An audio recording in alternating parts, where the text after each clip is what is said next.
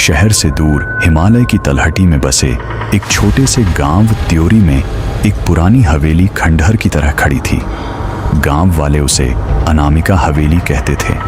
कहा जाता था कि वहां रात में किसी लड़की की चीखें सुनाई देती थीं और जो भी अंदर गया कभी लौट कर नहीं आया। अजय, एक क्राइम रिपोर्टर, को इस हवेली की खबर मिली। उसने ठान लिया कि वो सच्चाई जानकर रहेगा। उसे डर नहीं लगता था, लेकिन उसे नहीं पता था कि वह जिस रहस्य की खोज में जा रहा है वो उसे कभी वापस नहीं आने देगा। एक रात अजय के पास एक कॉल आया। कॉलर की आवाज़ बहुत धीमी और कांपती हुई थी। अनामिका, मत जाओ, वो तुम्हें नहीं छोड़ेगा। कॉल कट गया।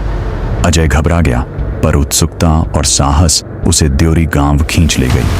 अजय जैसे ही हवेली पहुंचा, चारों ओर धुंध छाई हुई थी। पेड़ों की टहनियां जैसे किसी अदृश्य ताकत से हिल रही थीं। हवेली के अंदर अंधेरा, सड़ांत और चुप्पी थी। अंदर एक पुराना झूला हिल रहा था, बिना हवा के। दीवारों पर खून से लथपथ हाथों के निशान थे। तभी अजय को एक कमरा दिखा जिसमें दीवार पर लिखा था, अनामिका जिंदा है पर अकेली नहीं। अजय ने जैसे ही उस कमरे का दरवाज़ा खोला, एक तेज झटका लगा और दरवाज़ा खुद ब खुद बंद हो गया। कमरे में सिर्फ एक बड़ा आईना था और एक पुरानी कुर्सी। जब अजय ने आईने में देखा तो उसमें खुद को नहीं बल्कि एक लड़की को देखा।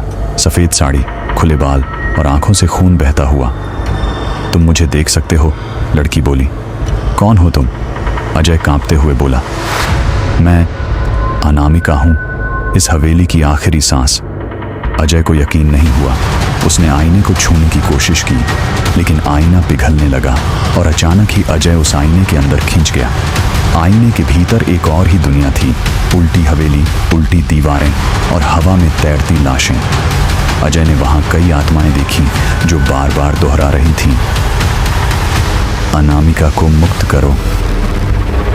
उसे पता चला कि एक तांत्रिक ने 100 साल पहले अनामिका की आत्मा को इस हवेली में बांध दिया था ताकि उसकी शक्तियों का इस्तेमाल कर सके।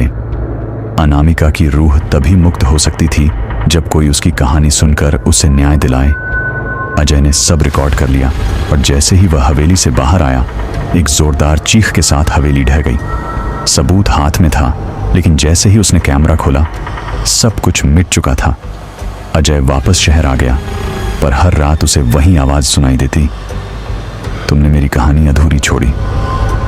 अब अजय को समझ आ गया था, अनामिका अब उसके साथ है, हमेशा के लिए। क्या अनामिका को मुक्ति मिलेगी, या अब उसकी कहानी अजय की जुबानी हर किसी के लिए खौफ बन जाएगी?